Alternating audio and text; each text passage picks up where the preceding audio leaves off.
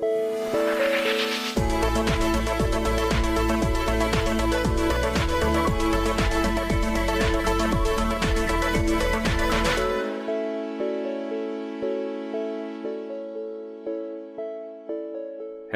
and welcome to The Queer Gaze, a gay movie podcast dedicated to examining queer representation and issues.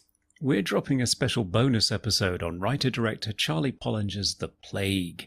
If you want to hear more of the discussion, including our Chili Pepper Award, please support The Queer Gaze at patreon.com/thequeergaze. You'll also get early access to regular main feed episodes and extra content for every single episode. And you can follow us on social media at The Queer Gaze. Yes. Hello, Conrad. How are you doing?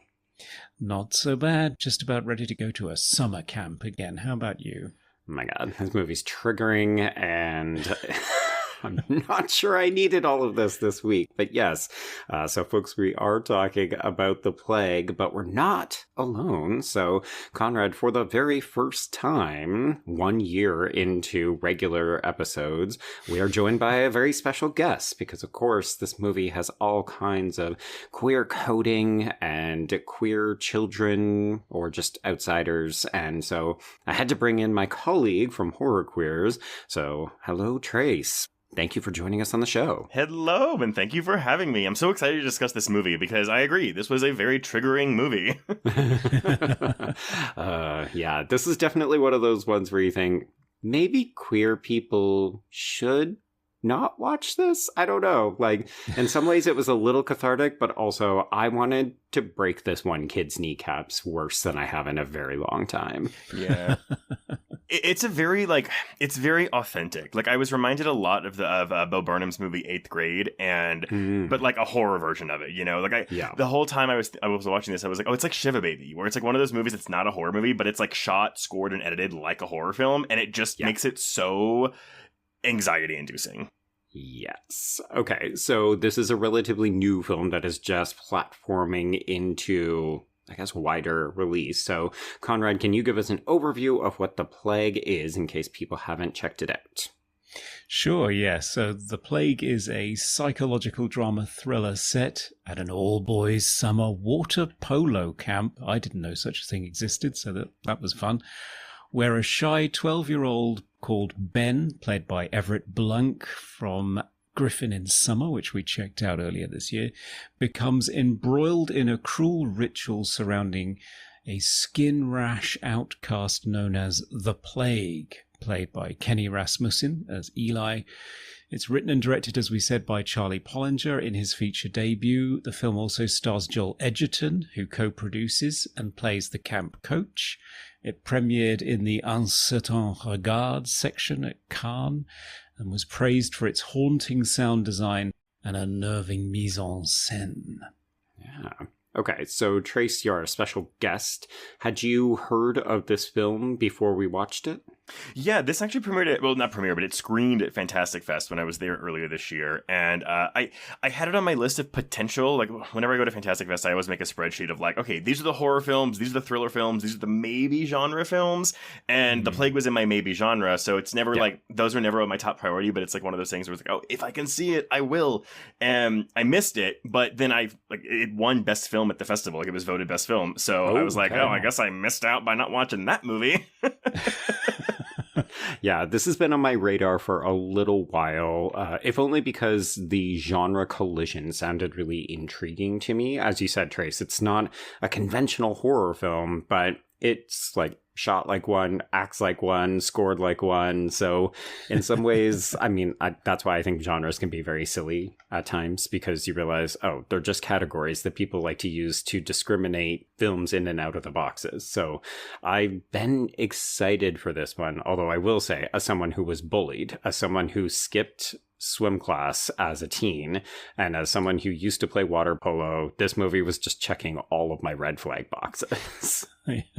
Yeah, I can imagine it was setting your hairs running right from the very beginning, because it immediately sets a tone. I love the opening title sequence, the sound design of these shots of these young male bodies penetrating the water in slow motion. Oh my God, Conrad. I know, I was like, this is getting graphic. Yeah, and the hard cut to this odd formation of headless bodies with splayed legs. It's immediately peculiar, strange, alien, threatening. Yeah, it sets a tone. Yeah, I think if nothing else, it's doing some exciting things with its underwater visual imagery, because in some ways we've all been in a pool, presumably we all know how to swim, and I say that, but I realize as an adult how many people actually don't know how to swim because they either didn't grow up near bodies of water or they were just never taught, so I shouldn't default assume. But if you have been in a pool, you know that under the water, it feels like a completely different environment. So I love this idea that we're just opening the world in this underwater, topsy-turvy kind of alien landscape. Yeah, and it's not a place of liberation or renewal as we often see, or rebirth as in Moonlight. This is a threatening place. It's a space in which we explore one of the many things that often happens in male coming-of-age stories, which is it's the world of sport, it's the world of using your body as a tool. It's very much a place where you grow and show proficiency and strength and mark yourself out as a leader and so on and so forth, which tends to be what male-focused coming-of-age stories are about. And it's in this space that anything that marks you out as different is immediately dangerous because it ostracizes you. And that's what happens in this movie. Yeah, I'm glad you pointed that out, because while I was watching this, I kept thinking, because I said 8th grade early at the top of the episode, because 8th grade I think is one of the most authentic portrayals of what middle school looks like. And I've always said for the longest time that I feel like Hollywood really doesn't understand that high school, maybe y'all's experience differs from mine actually, but for me, high school wasn't great, but it wasn't as bad as middle school. Middle school was the absolute worst. And I feel like with movies in Hollywood, they always do high school. And when I watch high school movies, I'm like, that's how kids in middle school act. That's not how kids in high school act.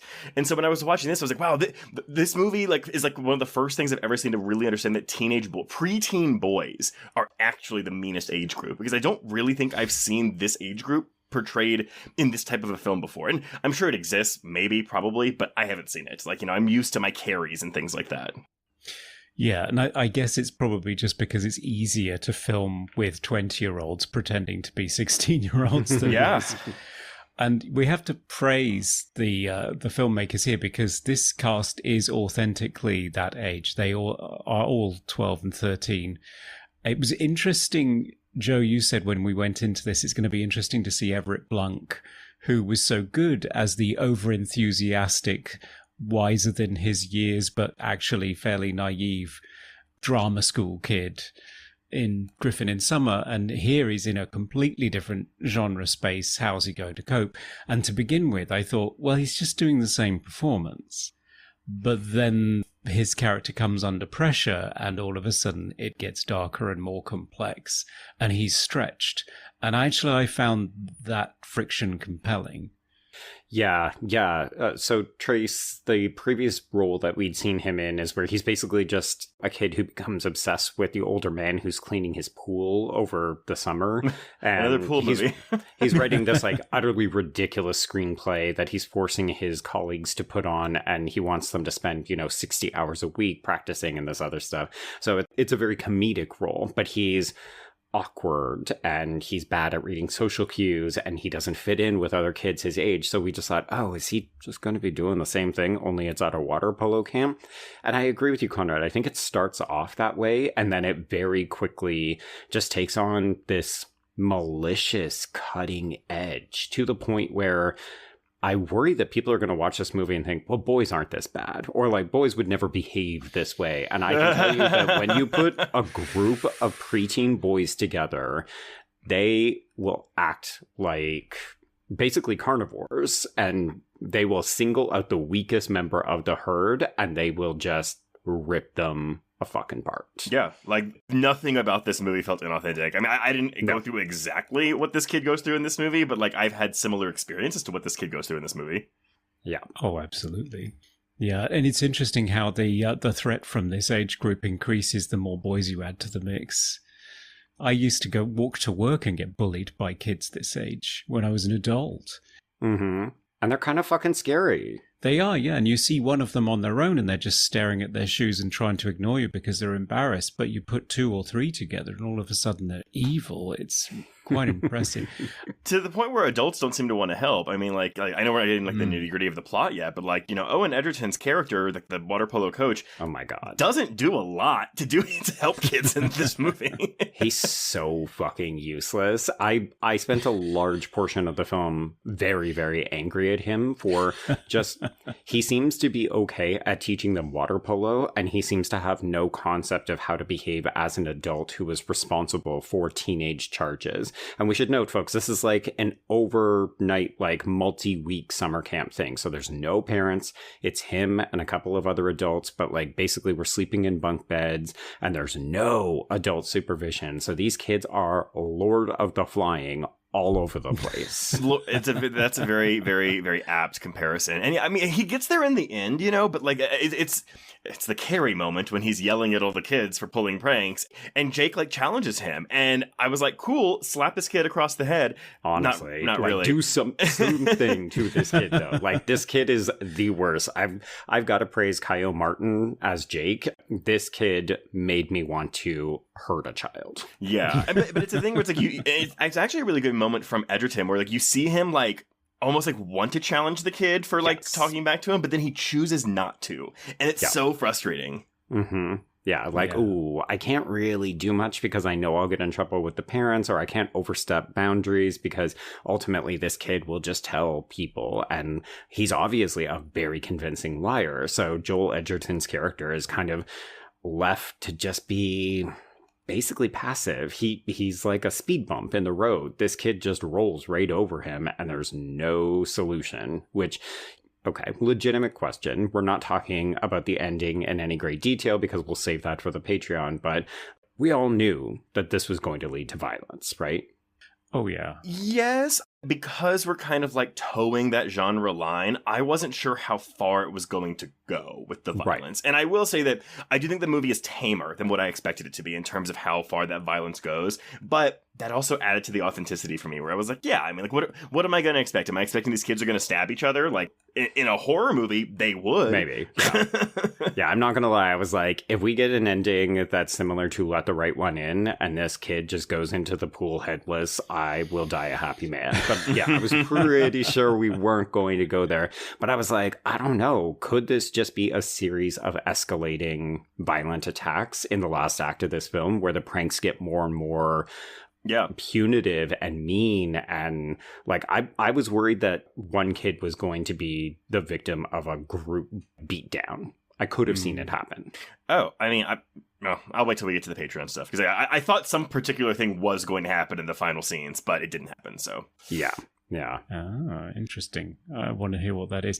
I'm glad I'm not the only one that thought of Let the Right One In, because that immediately flashed into my head as well. But I think this film does set the Overton window of the stakes. I think it's fairly clear how extreme it's going to get. It doesn't step outside of those bounds, because I think it would have thrown you out of the tone of the movie.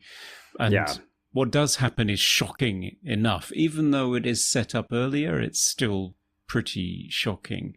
And what I love about the dynamics and what it tries to tell you about kids this age is that Jake, who, yes, Kyle Martin should be praised for a sociopathically terrifying performance, because that's the one thing Joel Edgerton does as the coach is try to engage 12-year-olds in empathy, and it does not work. Doesn't work. No. Jake does not possess this ability. He's clearly going to grow up to be a captain of industry of some kind. Maybe politics, yeah. But the thing that's fascinated me is you remove him from the group and the group gets worse. It doesn't change, because once he is gone, the worst hazing incident happens. So it doesn't actually change the dynamic in the group at all. Yeah, and I think for a lot of folks that might prove unsatisfying. Like, again, we're sort of dancing around the ending, and we'll get to it in Patreon in a moment, but I wasn't surprised to see that it wasn't one bad actor who was leading an entire group of people. It was a group of people who were feeding on each other's bad impulses. I mean, Jake is still the leader of the group, but yeah, I mean, and the way that these kids are shot so many times, it's I mean, it kind of complements the score. The score is a very like tribal heavy score almost, but they're always framed, almost like these feral animals in the jungle. Actually, it's kind of like the Mean Girls mall jungle scene. Yes, only that's the whole movie. Yeah, exactly that. Okay, can we talk about the plague? So the title of the movie, I think at some point people may confuse this and say, oh, okay, it's a body horror film and the plague is real. Like this kid is infected with some kind of skin rash. It's contagious. It's going to be cabin fever with babies. And it's not that. It's the bug effect, right? Yeah. Like it's psychosomatic. So these people, they become quote unquote infected with the plague, and then they internalize this because they get completely socially ostracized and they become the subject of basically fun and games from the others, but they have to keep living there without any friends, without any kind of social support network. And we get to watch this devastating impact it has on people's psyches. They just kind of unravel because there's no one for them to talk to. And like, even I thought, okay, well, they're there to play a team sport, so maybe they can find some common ground there. But we actually get to see Ben after he gets labeled with the plague, and no one will even pass him the ball in the pool. To which I thought, like, this is ridiculous. You all know it's not real. Otherwise, you wouldn't get into the pool with somebody. It's highly contagious. I do like that the film never really gives the answer, because the kids never answer like whether they believe it's real or not. Or even that one kid that Ben, there's like a friendly one in the group. And he says he doesn't believe, but then he still washes his hands after touching Ben. Yeah. I do like that the film never addresses what the plague is. I mean, I thought it was just a fungal infection. I was like, yeah, you're in a fucking like YMCA area with a bunch of preteen boys. Like, it's gonna be gross. So that's probably what it is. I can tell you, I got athlete's foot when I used to play water polo because, like you're just surrounded by moist, wet air and it's not good for your skin. Your skin will react badly. You're constantly washing yourself. You're getting in and out of chlorinated pool. Like, there's just a bunch of shit floating around public pools. So, and I did see a lot of reviews. Refer to this as an example of body horror, and I kind of agree, but I kind of don't. Like, I mean, it's not very protracted. We get like the one scene where Ben is showering himself when he discovers the plague and he's scrubbing himself a lot. But honestly, the biggest body horror for me was the Black Swan moment where he's picking at his finger, the skin on his finger. Yeah, the fact that there are quite a few, I don't know if I'd call them homages, but it feels like scenes that we have seen in adult horror films. And I will say, Conrad, when Ben realizes that he's got, this rash spreading around his back and his midsection, and he just gets really desperate and starts like ripping at his skin and trying to clean himself. It reminded me of David from Spa Night, where he, essentially abuses himself after having a sexual situation in the spa. And you think, people just need to take their hands away from their bodies when they're having an emotional breakdown. Yeah, they really do. Well, Eli and Ben bond over self-harm, unfortunately. Yeah. And even though Ben's is fairly low-key, it's one that I do actually, to sort of pick at the quicks of your thumbs. It's something that I've always done as a nervous habit. It's not nice, but... But would you call that self-harm, though? Well, it's minor. It's getting there, isn't it? It is, yeah. It's very, very minor, but it's getting there. You're deliberately inflicting pain and damage on yourself to distract yourself in an anxiety-inducing situation, I think. Yeah, I think it's a measure of control, right? Like, unfortunately, for especially preteen and teen girls, what we would typically see in movies of this ilk is they would be moving on to cutting. Right. Yeah. I mean, I guess because I pick at my fingers. I guess I'm thinking about maybe it's like the reason why you're doing it. Like if it's a nervous tick versus like for me, it's like I just don't like seeing like loose skin on my fingers. So, like I have to peel it off, but it's not because I want to hurt myself. I just want my fingers to look clean. Yeah. No, that's fair enough. Yeah. What was I going to say?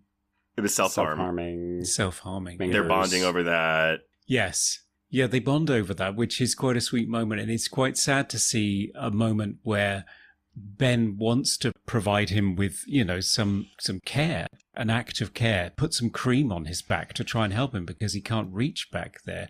But he has to check because obviously, being boys this age and Eli being the plague, they're policing the way that they look at each other, the way that they touch each other, which is why this feels so much like it could be a queer coming-of-age story, and it resonates so much for a queer audience. But I don't think it was designed that way necessarily. Right. Yeah, that is one of the kind of biggest surprises because, I mean, we don't know how any of these actors identify. They're too young, frankly, unless they felt comfortable coming out or saying how they identify. I wouldn't want people to be asking them, but I think it's impossible not to watch this movie and not feel like it is an inherently queer text. And maybe it's just because as queer men, we have all had experiences where we have been targeted for bullying by boys who have said, oh, there's something about you that's just different, and I'm going to make sure that you get singled out, whether it's something you've done or something you haven't done. That's the thing that I find so triggering about this film, is that it wouldn't have mattered whether or not Ben had been kind or if he had tried to play the game with the others. But even to the extent, Trace, you mentioned this other boy, and I thought, well, he's small, so there's no reason he couldn't be next. There's one boy who's a little fatter. There's no reason he's not going to be the next victim of the plague, because anything that is just one iota that's different, we can say, oh, well, that's enough, and now you're the next victim. Oh, yeah. As long as you're not on the bottom of the pack, as long as you're not the one that's the most different. And as those people get thinned out or cold, then it's like, okay, well, who's the most different now? And yeah, it's tale as old as time. Yeah. Your time will come. Yeah, it's brutal. Yeah, it's interesting to me because the director in interviews that I saw was saying that he was inspired to do this film because he thinks that this isn't a topic that is presented very often in a male-centered world, and it tends to be focused on women. And then I thought, I've just done a whole slew of coming-of-age queer male movies, and it's everywhere. So either he's not watching those, or he's not thinking of those, or... Is it maybe the age group? Is it maybe that it's because they're so young? Or have you also seen other many queer films with this exact age group of characters? Yeah, Close would be a good example. Yeah. Yeah.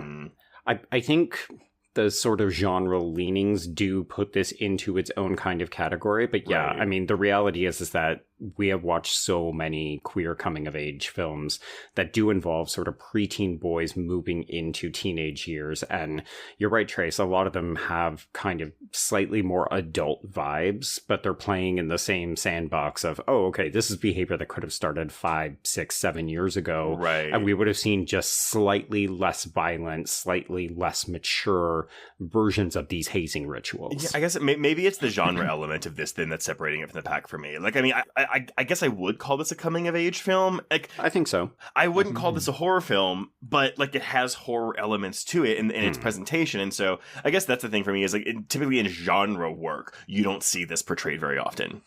Yeah. Yeah, I think that's true.